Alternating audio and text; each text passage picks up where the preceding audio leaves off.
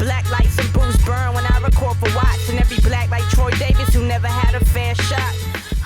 Welcome to Left of Black. I'm your host, Mark Anthony Neal. We're here at the John Hope Franklin Center as usual, and we're joined today by Professor Mecca Jamilah Sullivan, who's Assistant Professor of Women, Gender, and Sexuality Studies at the University of Massachusetts, Amherst, and she is here at Duke as a postdoctoral fellow in the Gender, Sexuality, and Feminist Studies program. How are you doing today? I'm doing well. How are you? I'm good. And she's also the author of the collection of short stories, Blue Talk and Love. And she's completing her manuscript while she's here, The Poetics of Difference. Talk a little bit about, you're one of those rare birds, if you will, in the academy that are doing it both on the creative side, right, but also on the more traditional scholarly side. When you hear voices in your head, and when those voices are hearing language, how do you just decipher between what is more of a poetic expression versus one that's a little bit more incisive, right, and critical, if you will? Sure. So that's a great question and a great way to kind of think about it. You know, I think for me, I have so voice is usually my approach to both creative writing and to my criticism. The scholarly project began as a kind of study of voice in Black women's literature.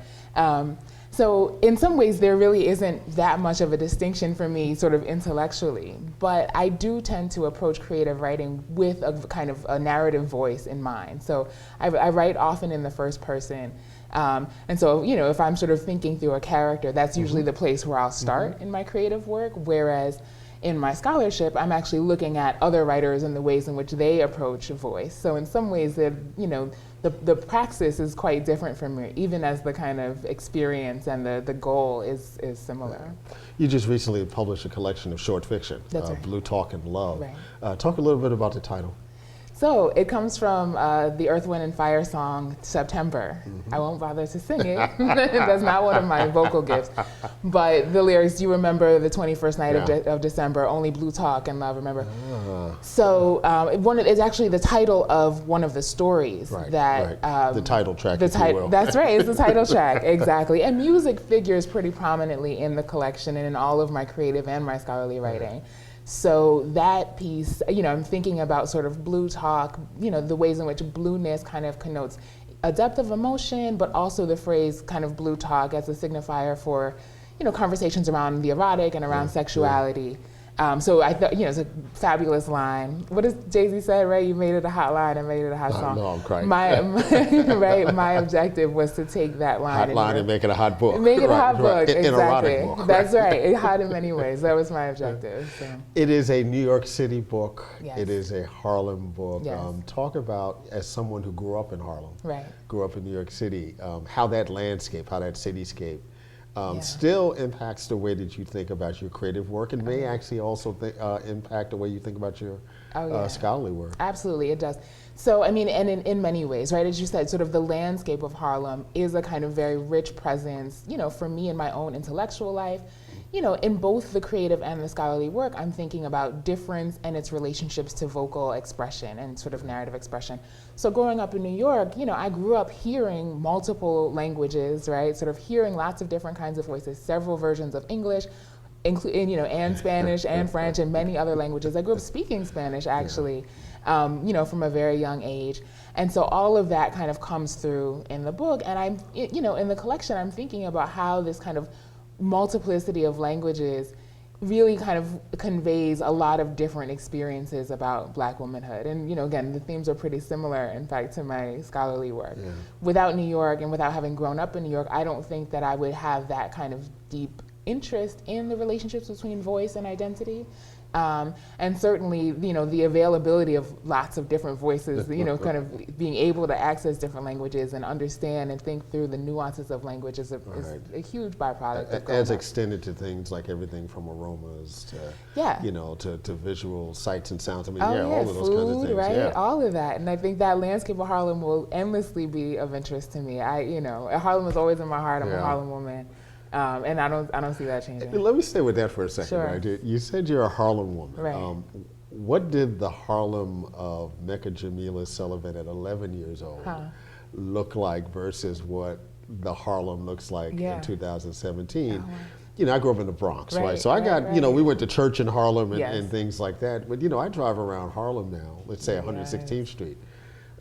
Not too far from where the Nation of Islam Mosque once was. Once upon a time. And, it's 10 o'clock at night, 10:30 at night. And I'm like, okay, I've never seen this Harlem before. It's like certain folks Right. are just kind of randomly walking through with their bikes, and it's like we've seen this interesting kind of shift. Part of it is gentrification. Yes. But there are lots of things going on. I mean, how do you feel about Harlem in 2017? It's complicated, right? I mean, absolutely. So, I was a teenager in the 90s, right as this shift was beginning to happen. And so I grew up, so at 11, my family had actually just moved. We moved to Harlem when I was 6, right? So I was kind of like, I'd been there for a good 5 years, and there were these moments where I think there were disappointments. My parents had bought a brownstone in kind of northern Harlem, right as crack was really kind of at its height. So, not being able to play outside and those kinds of things. By the time I was, sort of easing into the teenage years, Harlem was an important part of our social life. So we used to, every Saturday we were on 125th Street. We would hang out at the Mart. Exactly. Having their frozen yogurt and getting the peanuts on the streets. Bootleg, everything, which was a dream in high school.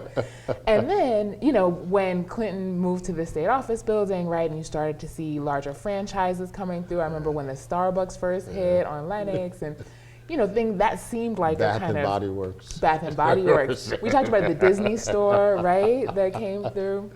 There was was it HMV? There was a record store there for a minute. Yeah. So when those things started to happen, on one hand, as a teenager, again, I'm thinking this is access, right? But not a supermarket, right? Until much later. Exactly. Until much later. Exactly. So it's funny. So I have a novel that's been a kind of side project for several years, and I'm really thinking through the gentrification of Harlem in that project. I finished high school in 1999, and when I moved away, I went to undergraduate. I did my undergrad at Smith College in Massachusetts. And every time I came back, there was a bodega had vanished, right? My favorite soul food restaurant, Copeland's, was gone. Wow. And and there were new residents. So, this kind of balance of sort of, new, better services, clearly, right? Sort of more investment in the neighborhood, but the question was for whom? Yeah. I always, I think when I think about it, there are people who, I went to high school and elementary school on the Upper East Side of Manhattan, so very interesting kind of New York experience. And there are people whose parents wouldn't allow them to come over for play dates, right, in elementary school, who then would be texting me saying, oh, I just moved to 155th Street, and can we hang out, right? So this very interesting kind of shift in what Harlem has meant, and yet at the same time, Harlem will always be home to me, and now being here in Durham, it's interesting to see how many people move from New York down here as a result of that displacement. Yeah. You're watching Left of Black. I'm your host, Mark Anthony Neal. We're here with Professor Mecca Jamilah Sullivan, who is a postdoctoral fellow in the program in gender, sexuality, and feminist studies here at Duke University.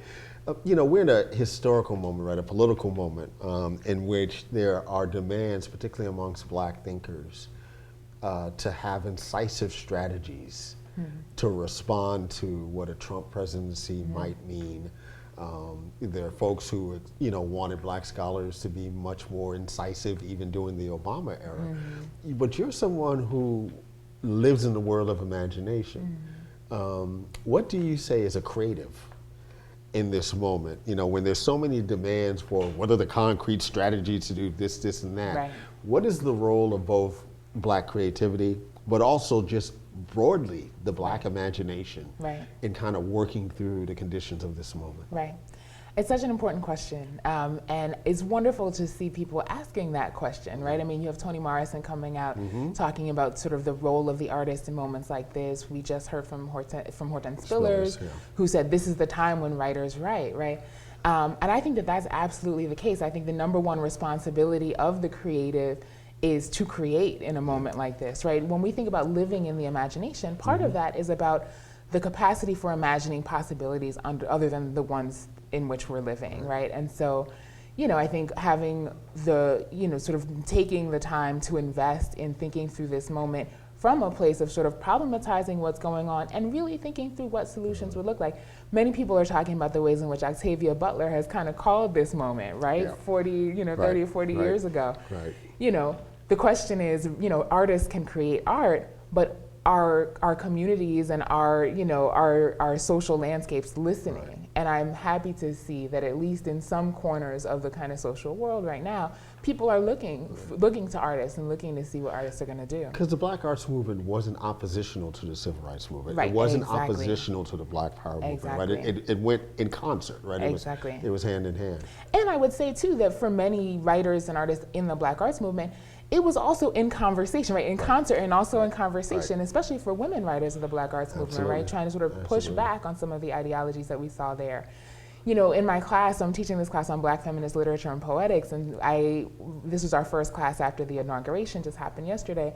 I gave them Audre Lorde's Learning from the 60s, and we sat down and did kind of a table read of that essay. And it was really fascinating to hear, first of all, to hear the text in their various voices, and also to hear what they kind of thought of the ways in which Lorde, like Butler, right, sort of called a lot of the things that, that we're talking about now in terms of, the place of the left and this notion of the alt-right. Intersectionality. Right. And so this is where, we're kind of going with this. What Lorde suggests, and I believe it to be as true, in 2017 as it was in '82 when she wrote that essay, is that any politic that hopes to make any gains in an environment like this has to be an intersectional politic. And what that means is interrogating one's own relationships to privilege, even as we're fighting for our, sort of our various forms of liberation, that it has to be kind of a broad and, sort of thorough and deeply critical perspective and praxis, right? The Combahee River Collective talks about this idea of the integrated analysis and practice. Thinking about it is not enough. Writing about it is not enough, but we have to think and write in order to act. And I think that's exactly what artists do and need to be doing in this moment. Talk a little bit about the poetics of difference here, the manuscript you're completing right now. Sure. What's that about? So it's really about just what we've been talking about. You mentioned the idea that you find sort of few people in the academy who are working in both critical and creative modes. Yeah.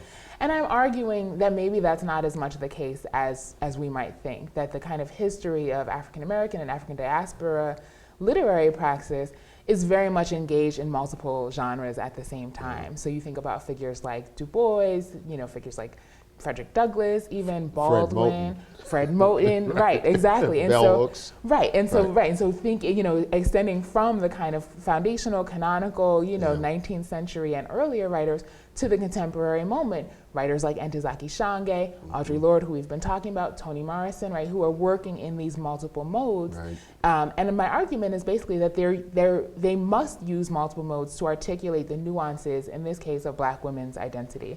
So the argument is that they're kind of queering form in order to kind of express intersectionality. I love these days playlist. I think and this is something that James Braxton Peterson talks about, there's so much pedagogical potential, particularly for this generation, where they're so comfortable with the idea of list as a way to learn, right? When you think about the syllabus movement online, it's really just about a list of books. Right. But if you get a request to send President Trump and Vice President Pence 5 books that you think will help them illuminate to them the experiences of people of color in this country, what would those 5 books be? Wow, I thought we were going to go with the playlist, and I was ready. I was like, Biggie. But so 5 books. I mean, I would start with Audre Lorde. I would start with Sister Outsider, just to ease them into multi-genre thinking. But I'd hit them with Zombie real quick after that, where Lorde is thinking through again intersectionality from multiple forms. I would then add Ntozake Shange's For Colored Girls Who've Considered Suicide When the Rainbow Is Enough for several reasons. I think it's an intellectual and epistemological challenge, while it also issues a pretty, kind of intense political challenge. I'm trying to go with books that may be a little bit off the beaten path. I would say Ta-Nehisi Coates' Between the World and Me, for thinking about questions of gender and class in Black experience. Can we do films also? So I think The Color Purple is deeply important for thinking about region and diaspora and sort of gender and sexuality, again from that deep first person narrative that I think invites a certain kind of affective connection. Ava DuVernay's the 13th.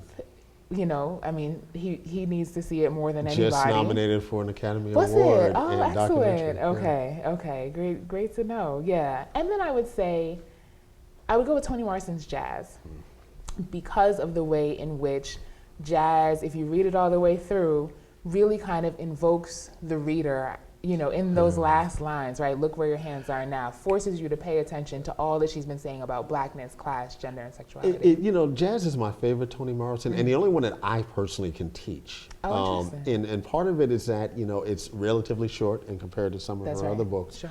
But there's an everydayness about the narrative that always drew me in. Like, I mean, these are everyday, regular folks just trying, you know, in a period of time that we think about as historically significant. Yes. You have characters who are not so aware of how significant this historical moment is. And yet, as the reader, you are aware, right? And so I feel like what Morrison is doing there is, in fact, a very kind of, you know, so is a feminist aesthetic approach, really kind of thinking through the politics of the personal, right? You get these personal kind of, I mean, you know, the narrative of jazz is a kind of pretty dramatic personal romance and family narrative, and yet as the reader you are invited to kind of think about the social and political resonances. So I know, you know, you're a Harlem girl. I know you're a hip hop head because the first time I met you and heard you was at the Queering Hip Hop Conference at Harvard, and I was like, who the hell is this? As you dropping all this Biggie. Right. So I'm gonna ask you about the playlist, right? You know, give me your top 5 hip hop tracks. Okay, tracks. Okay, so they might all be Biggie. That's the. All right, so Big Papa is number 1. Okay. For the reasons that we kind of discussed, what he does with embodiment and sexuality.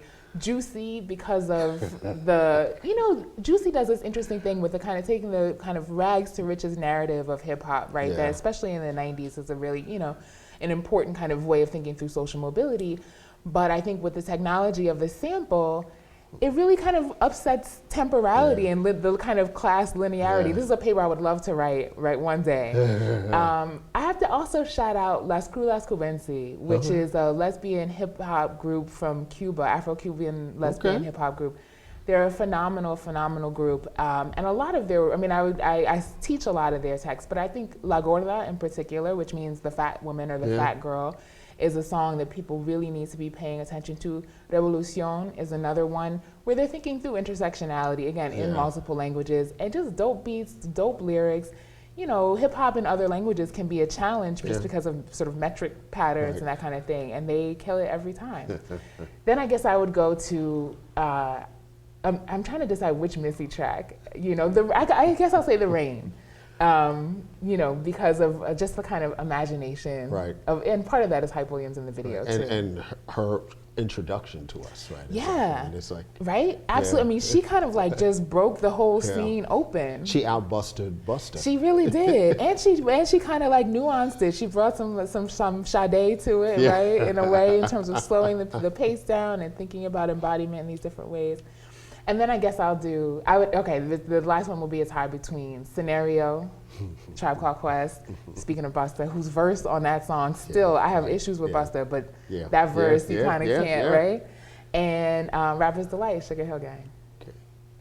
We've been joined today by Professor Mecca Jamilah Sullivan. Thank you for joining us on the Left of Black set. Thank you so much, it's been a pleasure. Black lights and booze burn when I record for Watts, and every black like Troy Davis who never had a fair shot. All black everything black, culture over everything, y'all, we taking it back. Black